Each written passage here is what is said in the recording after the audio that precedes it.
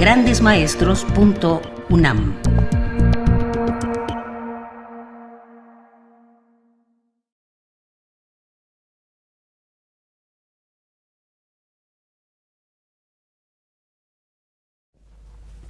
Buenos días.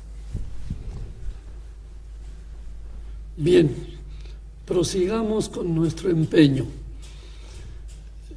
Antes de continuar mi disertación, quería yo preguntarles, el material que se les distribuyó, ¿qué contiene? Para revisar eso. Debe contener el romance a la degollación de los hermanos Ávila, de Luis de Sandoval Zapata. Debe contener unos largos pasajes del texto de Suárez de Peralta y debe haber 2 sonetos de sátira novohispana. ¿Y qué más? ¿Tienen algo más o eso es todo? No importa, si tienen eso está bien.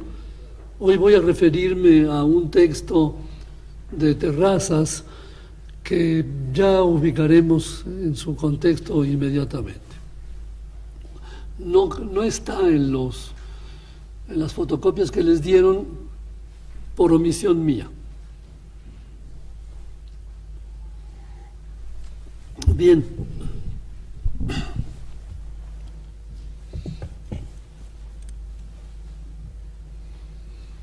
Estamos tratando de establecer el contexto histórico, social de la Nueva España del siglo XVI y concretamente de la segunda mitad de ese siglo. Para ello he intentado trazar un panorama, espero que suficientemente comprensivo, y voy a continuar todavía la primera parte de nuestra reunión de hoy tratando este aspecto que podemos llamar contextual. Decíamos que la imprenta mexicana, la imprenta novohispana, que como ustedes saben se inicia en 1539, no publicó demasiadas obras literarias, demasiadas obras propiamente literarias. No dejó de hacerlo en algún caso, pero a excepción hecha de La grandeza mexicana de Bernardo de Balbuena, de los poemas, de algunos otros poemas, en realidad, y es a lo que quiero llamar su atención, la producción literaria, la producción lírica, dramática, narrativa, si la hubo, no llegó a la imprenta. No llegó a la imprenta por 2 razones fundamentales. Primero que nada, por la carestía del papel. La crónica carestía del papel, hacía muy costosa la impresión de los libros. No todos los autores podían sufragar ese gasto. Y cuando los libros se publicaban eran, en principio, la reseña, la relación de aquellos festejos a los que nos referíamos antier, de bienvenida a un gobernante, ya sea religioso o civil, o las honras fúnebres de un rey, de un virrey, de un obispo, porque ese tipo de impresos eran pagados, por supuesto, por las instancias que los habían propiciado.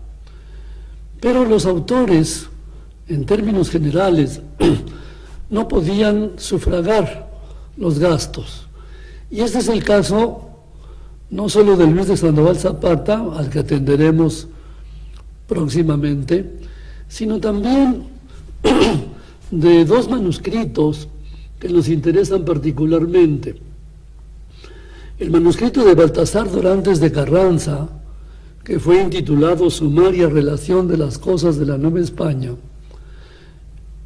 escrito a finales del siglo XVI, primerísimos años del XVII, y este otro manuscrito de Suárez de Peralta, que fue editado ya muy tarde, a fines del siglo XIX, y al que su editor en España le puso el título Tratado del Descubrimiento de Indias. Pero tanto uno como otro, tanto este tratado, que es el que da cuenta de la conjuración de Martín Cortés, del juicio a que fueron sometidos y de la pena capital que se les impuso, contienen mucha materia. No son, digamos, libros inscritos en una disciplina específica, sino que son el resultado, por un lado, de la curiosidad y el interés de su autor por hacer una relación de todo aquello que había sido testigo y aún de lo que no lo fue, en el caso de Suárez, y en el caso de Baltasar Dorantes de Carranza, una situación muy especial. Creo que ya dijimos que los criollos, desde la publicación de las leyes nuevas de Indias, se inconformaron, incluso de manera activa y peligrosa, como es el caso al que atenderemos después de la conjura de Martín Cortés, pero este texto, que era el que principalmente le interesaba escribir, esta relación de los hechos de los que fueron testigos presenciales, se fue completando con noticias que no provenían de su propia experiencia como testigos, sino recopilados de otros libros, de otras publicaciones. Y eso le da, por una parte, el carácter heterogéneo a estos manuscritos, pero también esta heterogeneidad representa un interés singular. En el caso de la sumaria relación de Dorantes de Carranza, que es, primero que nada, un encargo de reunir todos los datos que a fines del siglo XVI existían acerca de las familias de los conquistadores y de los primeros pobladores. ¿Por qué era necesario reunir estos memoriales? Porque cada virrey que llegaba se proponía atender los reclamos de los quejosos. Y para atender esos reclamos solicitaba a alguno de ellos que elaboraran unos memoriales en donde se indicara cuáles eran sus ancestros, cuáles eran las virtudes heroicas de ellos, cuál era su familia, cuáles eran sus herederos, qué pueblos o encomiendas poseían, de modo que en cierto sentido, originalmente, esta crónica de Dorantes de Carranza obedece a una necesidad puramente pragmática. Él, como criollo distinguido, recoge de las 1000 y tantas familias de descendientes de conquistadores y de pobladores, recoge los datos pertinentes. ¿Con qué fin? Con el fin de presentarle esta memoria al nuevo virrey, que en este caso era el virrey de Montes Claros, para que él pudiera hacer justicia a los criollos y descendientes quejosos de no haber sido atendidos debidamente, y no solo eso, incluso despojados de lo que creían que eran sus bienes permanentes. Pero Dorantes de Carranza, del que ya dijimos que logró desempeñar puestos de relevancia en la administración virreinal, que tuvo una juventud desastrada e incluso que fue a dar a la Inquisición por perjuro en sus compromisos matrimoniales, no le parece suficiente entregar al nuevo virrey esta lista con datos tan escuetos. Don fulano de tal, hijo de este conquistador, padre de estos hijos, poseedor de tal encomienda, que él además en un principio organiza por orden alfabético, para darle, digamos, alguna ordenación a estos datos, que por otra parte todos son absolutamente semejantes unos con otros. Pero los virreyes que llegaban, salvo excepciones, conocían muy poco o nada de lo que era el reino de la Nueva España. Y quizá tampoco conocían mucho, y eso les interesaba particularmente a los criollos, cuál era la historia de esa conquista, cuáles eran los méritos que los conquistadores habían alcanzado y cuáles los derechos que sus descendientes reclamaban. Por tanto, Dorantes de Carranza no se conforma con este prontuario, por llamarlo así, sino que escribe de diferentes cosas, algunas de ellas que tienen que ver con el pasado indígena. No olviden ustedes que precisamente la extraordinaria importancia y poder del imperio de Moctezuma significa un mayor timbre de gloria para los conquistadores. No vencieron a cualquier pueblo, vencieron y doblegaron a un verdadero imperio. Por tanto, los criollos, desde luego, mucho más que los españoles peninsulares, les interesa recordar, revivir en la memoria de sus contemporáneos lo que ese gran imperio fue desde el punto de vista político y cultural. Desde luego también atienden a los aspectos más inquietantes de ese pasado prehispánico, por ejemplo, a los sacrificios humanos, que especialmente les llaman a la atención y que en algún momento quieren justificar. Suárez de Peralta atiende bastante este aspecto.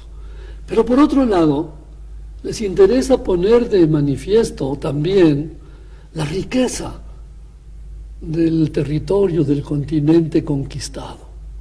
De modo que Dorantes de Carranza, de pronto, de una manera entreverada, por no decir entremezclada, se ocupa de los productos de la tierra, se ocupa de su naturaleza física, se ocupa de sus características, tanto, digamos, del reino animal como vegetal. Y porque no es un orden profesional el que estos hombres llevan, se detiene en determinados aspectos muy curiosos. Por ejemplo, Dorantes de Carranza lo hace respecto del cacao. ¿Por qué es tan importante el cacao? No solo como bebida estimulante, no solo como bebida que puede incluso servir para la cura de ciertas enfermedades, incluidas las bubas o el mal francés, el mal llamado mal francés, sino también porque la gente indígena no pudo acostumbrarse a utilizar la moneda acuñada por los virreyes. De modo que los cuartillos que diríamos hoy, la pequeña moneda que se utilizaba para malpagar a los indígenas o para dar alguna limosna a los menesterosos, fue rechazada por los indígenas. Cuando el virrey Mendoza, el primero, acuñó unos maravedís de poca consistencia metálica, la gente se deshacía de ellos, los tiraba a la laguna, desaparecieron con una rapidez insólita. ¿Por qué? Porque estaban acostumbrados a usar el cacao también como moneda. Y esto lo cuenta Suárez de Peralta con especial atención. Suárez de Peralta no es un historiador profesional, no es un López de Gómara, es un hombre de lecturas, un hombre curioso, un hombre inquieto y un experto en caballos. Tanto es así que logra publicar un tratado precisamente para el cuidado y la reproducción de este maravilloso animal, sin el cual la conquista no hubiera podido ser llevada a cabo. Pero no solo eso, el caballo es también el timbre de honor de quienes pueden poseerlo y utilizarlo. Los caballeros, de ahí el nombre, son una casta privilegiada particular que, como también documentamos y luego podremos detenernos un poquito en eso, en Suárez de Peralta, sirve como instrumento primordial de la ostentación. El mundo criollo es un mundo ostentoso. No en balde se han convertido en una nueva aristocracia. Y el caballo y sus jaeces y sus gracias son realmente un emblema primordial. Voy a hacer una referencia trivial, pero imagínense ustedes que hubiera, si es que no la hay de hecho, el gusto de los que llamamos juniors en nuestro tiempo, o les llamábamos así hasta hace poco, de estrenar cada 6 meses un nuevo vehículo y preferentemente caro e importado. Pues, con perdón de esta comparación trivial, eso era precisamente la marca que permitía ostentar la clase privilegiada a la que pertenecían. Esto y por supuesto los vestidos lujosos y por supuesto el siguiente aspecto, eran dados a toda clase de festejos. Las cortes, las grandes cortes, suelen hacer girar su vida en torno a la celebración de cualquier motivo que se presente, o sin motivo siquiera. De modo que estos espectáculos cortesanos que constituyen precisamente la manifestación del poder, la manifestación de su infinita riqueza y de sus particulares privilegios, se convierte, digamos, en el modo de vida ordinario, cotidiano, de estas clases privilegiadas. Porque, como ya creo que hemos señalado, los criollos son herederos precisamente de una condición superior. Condición que, como ya sabemos, están perdiendo y a la cual volveremos a referirnos dentro de un momento. Pues bien, la ostentación de esta clase caballeresca llega a extremos, y luego también lo veremos con más detalle, de un gasto, de una ostentación excepcional. Y por supuesto, Suárez de Peralta describe, ya lo veremos, con cierto detalle, cómo se celebró la llegada de Martín Cortés a México Tenochtitlan. ¿Por qué? Porque vamos a contraponer esta riqueza excesiva, este gasto ostentoso, esta prepotencia de una clase que ha adquirido bienes de fortuna, pero también destino social, veremos cómo esto es en realidad la manifestación pública y material de toda una personalidad, de toda una psicología, digámoslo así. Claro está, los festejos oficiales, como ya dije, las celebraciones de la llegada de un virrey o del entronizamiento de un rey en España o de la llegada de un arzobispo, tienen un carácter, digamos, más oficial, porque estos festejos tienen que ser descritos, impresos, lucidos en el propio contexto novohispano y enviados a España, para significar no solo que se cumplen con las leyes de la etiqueta, sino también que se hace esto de la manera mejor lograda y más espectacular posible. Estas cosas, este tipo de textos, de relaciones, de festejos, es lo que se suele publicar. Pero las obras de teatro, los poemas épicos, los poemas líricos que escribían los novohispanos, llegaron muy poco a la imprenta. Como de costumbre, el caso de Sor Juana Inés de la Cruz es excepcional, advirtiendo desde luego que sus obras prácticamente no se publicaron en México. En México se publicaron varios juegos de villancicos y la famosa carta atenagórica, y en un momento dado también el auto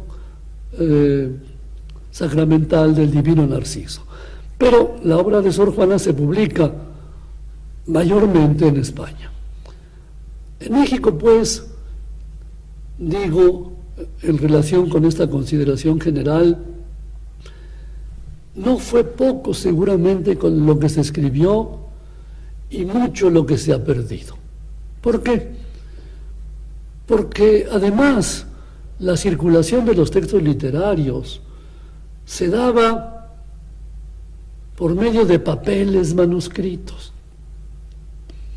El autor hacía copias de su texto o le entregaba su texto a algún amigo, el amigo lo copiaba, enviaba una copia a otro amigo, y así es como fue la circulación de la poesía en la Nueva España. Pero no nos extrañemos, en términos generales, así fue también la circulación de la poesía en la misma España. Por ejemplo, Góngora, el gran Luis de Góngora, salvo algunas piezas aisladas, nunca vio publicadas en vida sus obras. Lope de Vega sí, contrariamente, porque Lope de Vega era un autor exitoso, un dramaturgo representado insistentemente, y además los textos de las obras teatrales formaban parte del repertorio de lo que hoy llamaríamos compañías de representantes. Y por otro lado, había un público más amplio para las piezas teatrales. Pero en general, sobre todo en Nueva España, los textos literarios no podían llegar a la imprenta. Vamos a verlo después con Sandoval Zapata. Sandoval Zapata es autor de varias obras dramáticas, comedias de santos, autos sacramentales, comedias de capa y espada, de las que apenas tenemos noticia por documentos recogidos de diversas fuentes y conservados en los archivos nacionales, concretamente en el Archivo General. Pues bien, dicho esto, quiero significar o quiero poner de relieve cuáles son los motivos de este tipo de obras mixtas, heterogéneas, en donde se da noticia entreverada de muchos asuntos. Pero justamente este deseo de conservar o de utilizar textos poéticos en beneficio del propósito que se persiga en determinado momento, hace que se copien, que se registren textos literarios que de otra manera hubiéramos perdido. Y aquí es Baltasar Dorantes de Carranza quien jugó un papel muy importante. En la Nueva España de la segunda mitad del siglo XVI, del último tercio del siglo XVI, se escriben poemas épicos en celebración de la conquista y de su héroe Hernán Cortés. De no haber sido porque Dorantes incorporó bastantes fragmentos de este poema épico, se hubiera perdido irremisiblemente.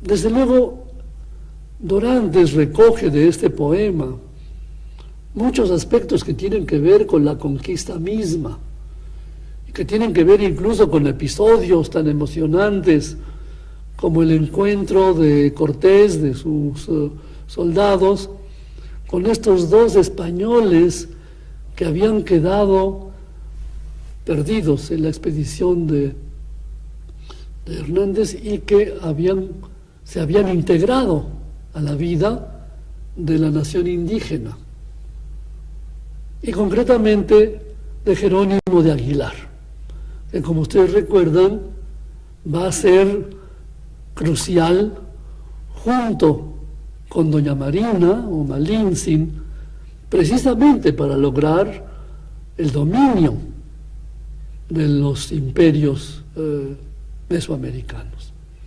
Aguilar es un náufrago de la expedición de Hernández de Córdoba, que no muere, que es capturado y que durante muchísimos años vive integrándose a la cultura de esta región mayance de Tabasco. Y gracias a él se establece un sistema de comunicación tripartito. Aguilar le sirve de traductor a la Malinche, que es la informante de la situación política que Cortés tiene que conocer, porque sabe el maya, porque le traduce a Cortés, porque Cortés le dice en español lo que debe contestarle y preguntarle de nuevo a doña Marina, y es así como se consigue tener, antes de la empresa propiamente militar, una idea bastante clara de la situación de las naciones mexicanas, de sus alianzas, pero también de sus enemistades y sus desavenencias que Cortés sabrá aprovechar de manera realmente excepcional.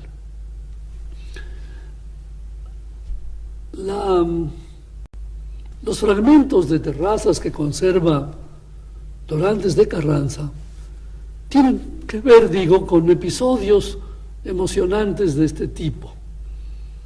No solo con Aguilar, sino también con Gonzalo Guerrero. Gonzalo Guerrero es el padre del mestizaje mexicano. Es el primero identificado con una de las culturas mayances, el primero en haber contraído matrimonio formal con una mujer india y el primer padre de mestizos, pero además es el español que se niega a volver con los españoles. Aguilar regresa porque desea volver a su mundo y sobre todo a su religión. Gonzalo Guerrero no. Tiene el rostro marcado con los signos que corresponden a su condición de capitán guerrero. Tiene hijos y justamente a ellos invoca cuando los soldados de Cortés le dicen, bueno, ven con nosotros. Dice, no, de ninguna manera. Estoy casado y ¿qué sería de mis pobres hijicos?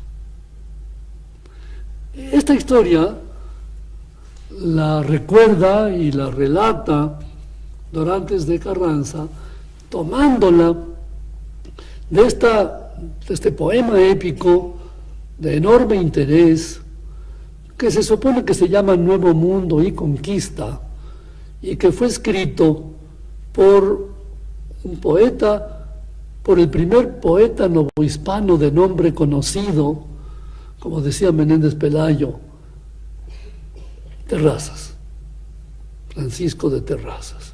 De no ser por esta capacidad miscelánea, vamos a llamarla así, de Dorantes, este deseo y gusto por documentar al nuevo virrey de las circunstancias de la conquista, utiliza un poema épico, fragmentos de un poema épico, como documentos históricos. ¿Cómo, podríamos preguntarnos, un poema épico puede ser una fuente de información histórica? Bueno, porque el género épico, como seguramente ustedes recuerdan, o por lo menos un género de la poesía épica, está orientada a dar cuenta de acontecimientos reales, de hechos concretos, pero no solo escritos en verso, sino además escritos de conformidad con un modelo clásico que es el que determina la entidad particular de la poesía épica, el modelo homérico y el modelo virgiliano. Homero y Virgilio cuentan o dicen contar hechos que sucedieron realmente, pero no están escritos como una simple crónica, como una simple transcripción de acontecimientos de los que se tuvo noticia o de los que incluso se pudo ser testigo. No, se configura como un género particular, donde precisamente se trata de exaltar la virtud de un maravilloso guerrero que afronta, más allá de las circunstancias históricas concretas, que afronta el papel de ser representante de un determinado tipo humano, de unas virtudes humanas, pero sobre todo de un héroe fundador. ¿No es cierto? Eneas es el héroe fundador de la cultura, de la civilización romana. No solo es quien huyó de Troya incendiada, cargando piadosamente a su viejo padre y a sus dioses penates, huyendo del desastre de Troya y trasladado a Italia, por supuesto. No es solamente, por decirlo así, el hecho histórico, sino la significación de este hecho, más allá de lo que fue en sí mismo, de una manera concreta o específica. El poema épico precisamente constituye a su héroe, a su protagonista, como representante no solo de sus acciones, sino de las acciones de todo un conjunto humano y también de los valores de ese conjunto. Por tanto, aunque tenga un origen, llamémosle histórico, alcanza dentro del contexto poético la calidad de un mito ejemplar, pero además de una referencia que ordena justamente la vida de sus descendientes. es el héroe fundador. Bien, el héroe fundador, en este caso, no es Eneas, sino ¿quién? Hernán Cortés. Ahora, dentro del proceso de la literatura épica española, que es donde vamos a insertar el poema de Terrazas, podemos dividirla en 3 géneros, o en 2 géneros de inmediato. La epopeya que llamamos tradicional y la epopeya culta. La tradicional es aquella que a partir de la Edad Media va dejando constancia de las acciones y méritos de héroes, mitad históricos y mitad legendarios. ¿Sí? Por ejemplo, el mío Cid, Rodrigo Díaz de Vivar, el mío Cid, que significa mi señor. O bien de Rolando, el gran paladín de las huestes de Carlomagno. Los poemas sobre Roldán son más novelescos, por decirlo así, que los poemas que tienen como caudillo y héroe a Rodrigo Díaz de Vivar. Sin embargo, esta poesía se transmite, estas historias poetizadas, politizadas, moralizadas, ejemplarizadas, se transmiten a través de textos literarios que tienen sus requerimientos particulares. Deben estar escritos en verso. Y ya a partir del siglo XVI, ese verso es el endecasílabo italiano, ceñido a la estrofa que llamamos octava real. Dentro del ámbito literario hispánico, ¿cuál es el modelo? Siempre hay un modelo más remoto, clásico, como los que hemos mencionado, pero un modelo inmediato o próximo. Ese modelo es la Araucana de Alonso de Ercilla.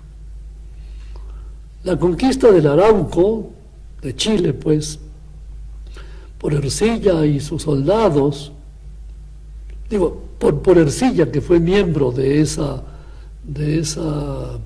campaña, cuenta realmente sucesos que podrían ser documentables, pero no los interpreta desde un punto de vista estrictamente de objetividad histórica, sino que los carga, como dije, de estos valores religiosos, morales, políticos,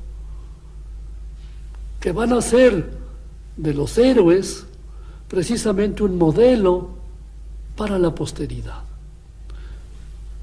Pero así como Ulises y Eneas se enfrentaban con determinados monstruos propios de la mitología antigua, clásica, los soldados españoles se enfrentan con un pueblo o con varios pueblos indígenas cuyo modo de ser, cuya cultura desconocen, pero que elogian su heroísmo y su sacrificio. De modo que en el poema que canta la conquista española del Arauco, canta también, no solo como contraparte, sino también como complemento, la heroicidad y la dignidad de Caupolicán. ¿Es esto histórico? Bueno, es histórica el enfrentamiento con estas naciones indígenas. Es posiblemente histórico Caupolicán, pero no el Caupolicán que se presenta en el poema, dotado de las máximas virtudes de sacrificio, de fortaleza, de heroísmo, de dignidad humana, que parecería extrañísimo que fuera precisamente el héroe que se contrapone al conquistador español, y que sin embargo, no sé si el conquistador, pero el poeta español lo reconoce en toda su dignidad. No se puede, por un lado, menospreciar al enemigo. Vencer a un enemigo torpe o débil no es mucha gloria, ¿verdad? La gloria está en vencer a quien tiene fuerzas quizá no iguales, pero semejantes a las nuestras. Pero aquí el asunto no se limita al aspecto militar, sino, como digo, al aspecto de dignidad humana que se reconoce precisamente en el pueblo conquistado. Y esto lo hace Ercilla. Pero Ercilla además describe los innumerables episodios que se integran a esta conquista general del Arauco y de las provincias chilenas. Este es el modelo hispánico, inmediato.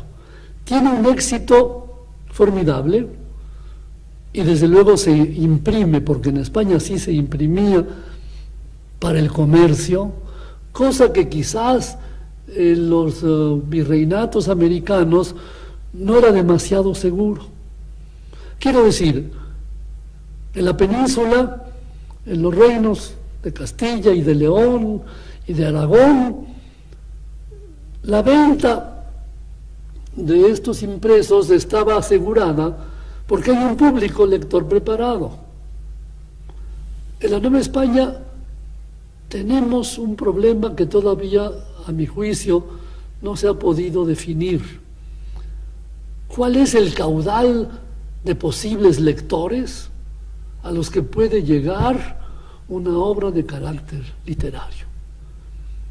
No muchos.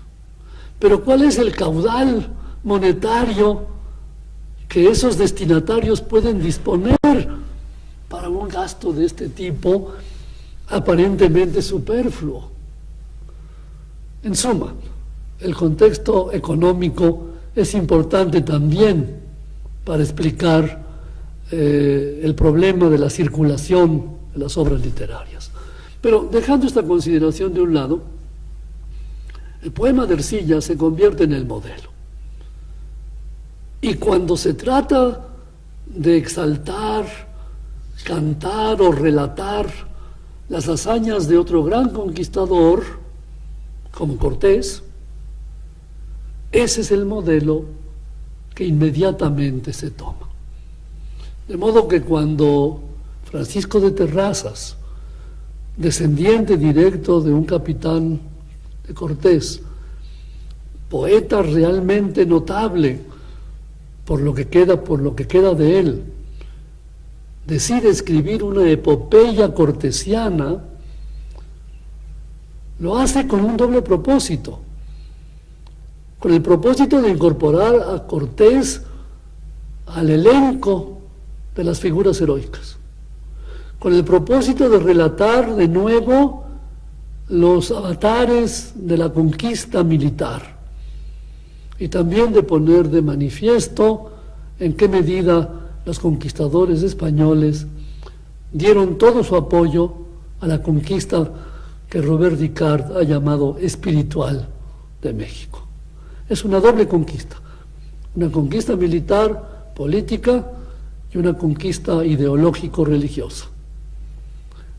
Y ambas son las que propicia Hernán Cortés desde la perspectiva de este criollo de la segunda mitad del siglo XVI, es decir, de la primera generación criolla, de la que va a cantar las hazañas de sus propios padres, y la que va, por supuesto, a justificar quiénes son ellos y qué nobleza y qué dignidad y qué méritos poseen. Porque la nobleza, se ha dicho de nuevo entre paréntesis, no necesariamente es el resultado de la sangre, quiero decir de la herencia, sino del premio a quienes se han destacado en servicio de los reyes. De ahí que todos los monarcas, unos con mayor liberalidad y otros con menos, dan títulos de conde y de virrey y de marqués para premiar servicios, como se decía. Y por supuesto, estos títulos llevan de paso una propiedad o una renta y desde luego una posición social elevada y económica muy desahogada también. De modo que así también Hernán Cortés, podemos insistir en este punto más adelante, recibe como premio no el que él esperaba, que era el gobernador general, sino de las Indias, sí, de las Indias de la Nueva España, sino solo el del Marqués del Valle de Oaxaca. Pero esto solo es mucho. Y ya también veremos más adelante cuál es la consecuencia de esta situación política. Terrazas entonces describe los hechos heroicos de los conquistadores españoles. Describe también el encuentro, estos episodios, por ejemplo el encuentro con Aguilar, o por ejemplo algunos episodios que tienen que ver con la caza de algún animal, o con el encuentro de un lebrel que se ha perdido también entre los náufragos de Hernández de Córdoba. El lebrel de la laguna de Términos, que ha sobrevivido igual que Aguilar y que Guerrero, de un modo verdaderamente extraño, y que cuando los españoles llegan allí, este lebrel, que no es una raza que se dé en América, recibe a los españoles, no solo moviéndoles la cola, sino haciendo toda clase de manifestaciones que, si me permiten, voy a llamar semióticas, es decir, significativas. Es un lenguaje de regocijo y de bienvenida. ¿Y los españoles cómo lo toman? Igual que tomaron el rescate de Aguilar, como la capacidad de los españoles de sobrevivir en las circunstancias más extremas. De modo que están cantando, de hecho, la gloria de los españoles. Y la lebrela de Términos, y el lebrel es una raza canina privilegiada también por los altos señores, representa también esta capacidad de sobrevivir. Y luego, en otros aspectos, quizá no aquí directamente, en otros aspectos, la capacidad de conservar su propio ser en un mundo ajeno y en una cultura extraña. No sé qué piensen ustedes de mi interpretación, pero está en sus manos y más bien en su criterio el decidirlo después. He tratado de señalar a grandes rasgos algunas características de este poema épico que se hubiera perdido, como dije, irremisiblemente, de no ser porque Dorantes de Carranza lo conservó. Pero ¿qué es lo que más conservó Dorantes de Carranza de este gran poema épico? Dos quejas. La queja de ciertos capitanes del propio Hernán Cortés, que no fueron premiados como merecían, y la queja de sus descendientes que todavía están en espera del premio en una sociedad que se basa precisamente en las mercedes que hace el rey a quienes le sirven. Esta parte es la que más ampliamente cita Dorantes y de la que quiero leer algunos fragmentos que no solamente tienen relación con la queja de estos capitanes que fueron preteridos por Cortés, que benefició, por supuesto, y en enorme medida a muchos otros, pero sobre todo, lo vamos a ver ahora, la consecuencia de esto. La consecuencia de haber perdido Cortés la capacidad de justicia ecuánime y también la imposibilidad de que Nueva España se hubiera convertido en un reino gobernado por los conquistadores y no una tierra gobernada por los emisarios de la corte real, por los advenedizos, que es el nombre que les dan, que les da Terrazas y que les da Dorantes y que les dan todos los quejosos. Estos advenedizos, ¿quiénes son? Por supuesto son, en términos generales, los funcionarios, los jueces, los procuradores, los corregidores, para no hablar de los comerciantes y de los mineros, que forman parte de otra clase social, aunque económicamente tienen un poder extraordinario. Entonces, para que no solo sea mi glosa lo que se escuche aquí, sino también la palabra de Terrazas, déjenme leerles 2 estrofas. El contexto es: los grandes capitanes de Grecia y Roma premiaron a sus guerreros. ¿Por qué no ocurre esto con los guerreros españoles, con los guerreros castellanos?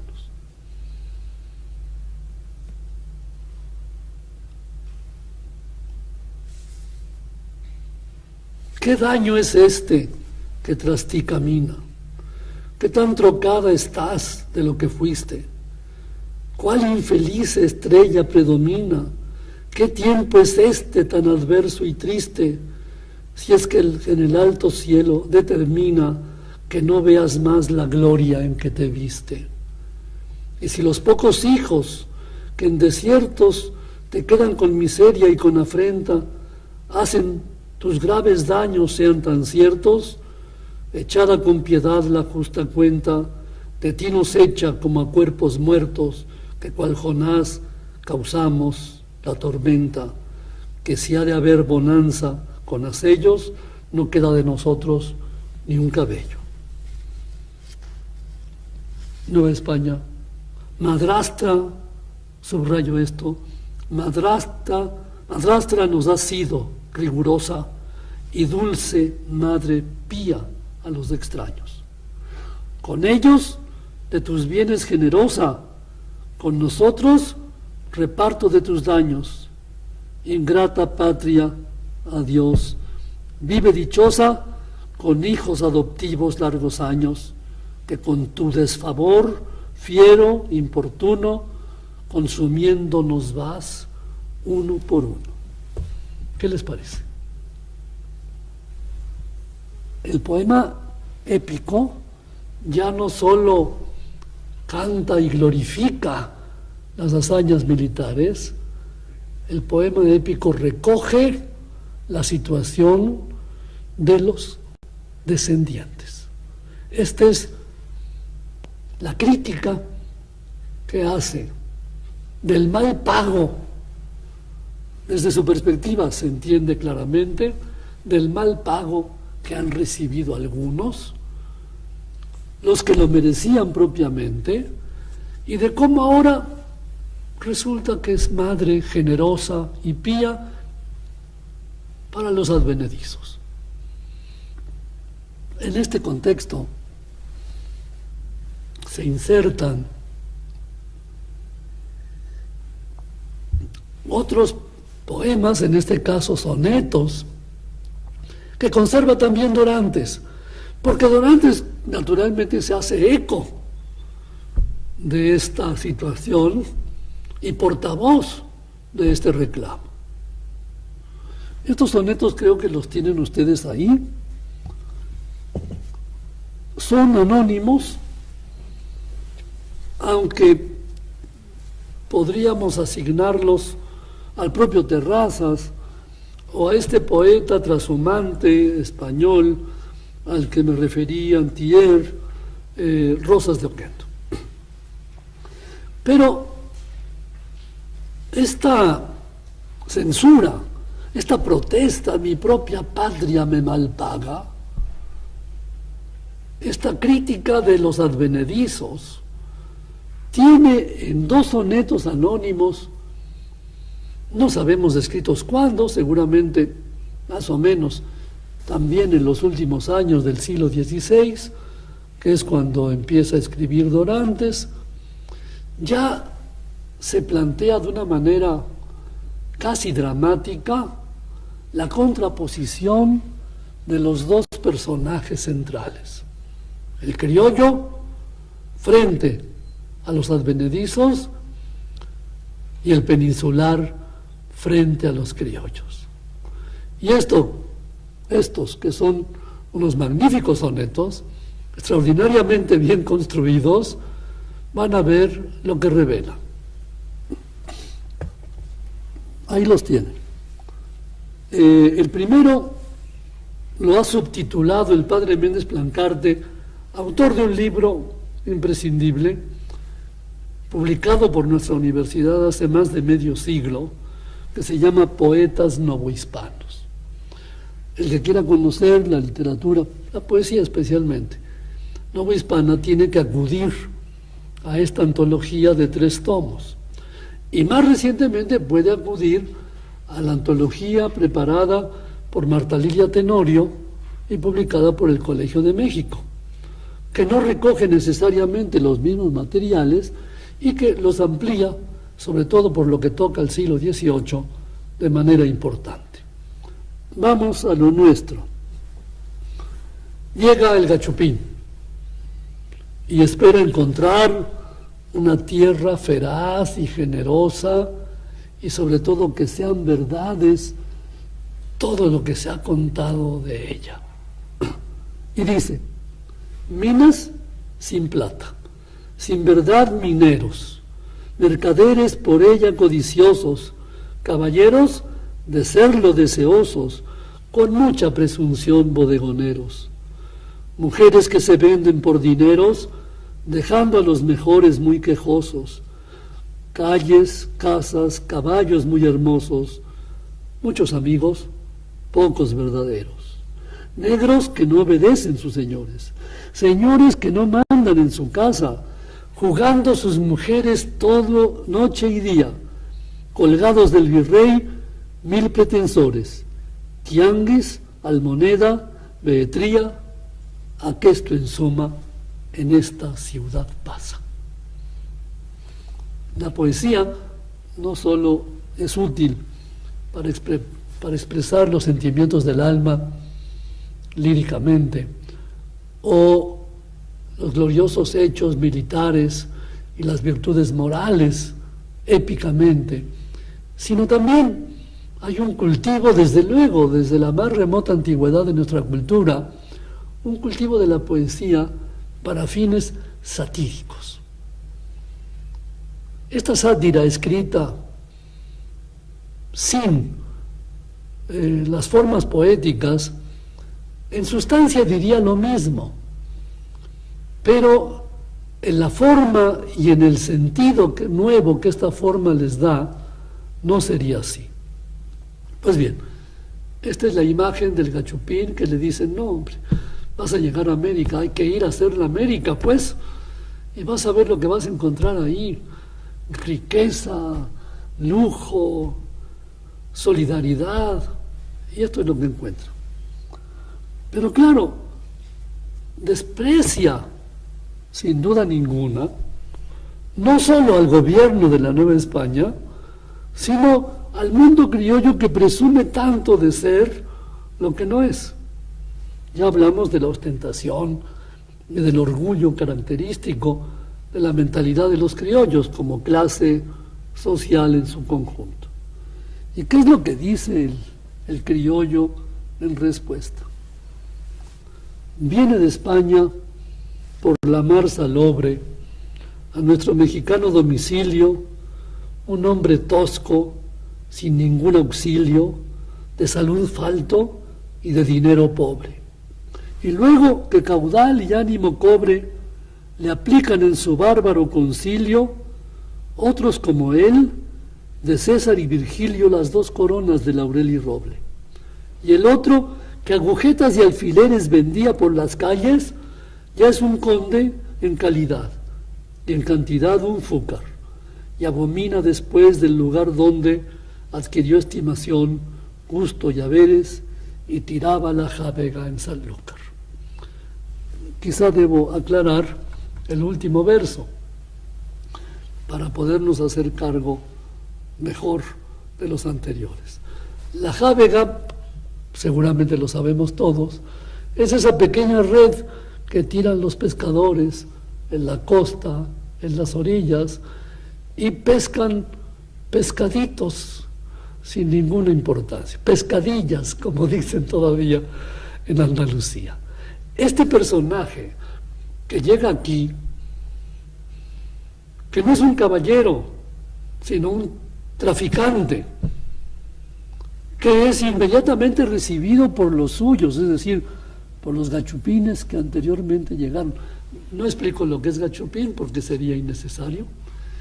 Que se hace rico con el apoyo de sus iguales, de otros peninsulares que también pescaban a las orillas de los ríos, ahora ya se les olvida todo. Son absolutamente ricos.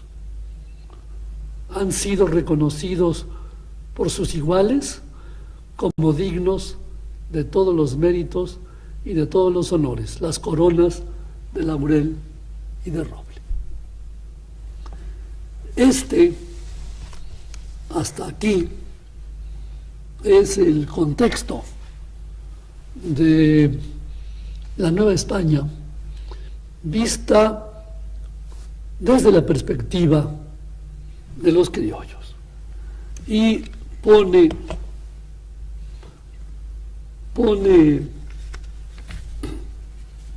corona a todo esto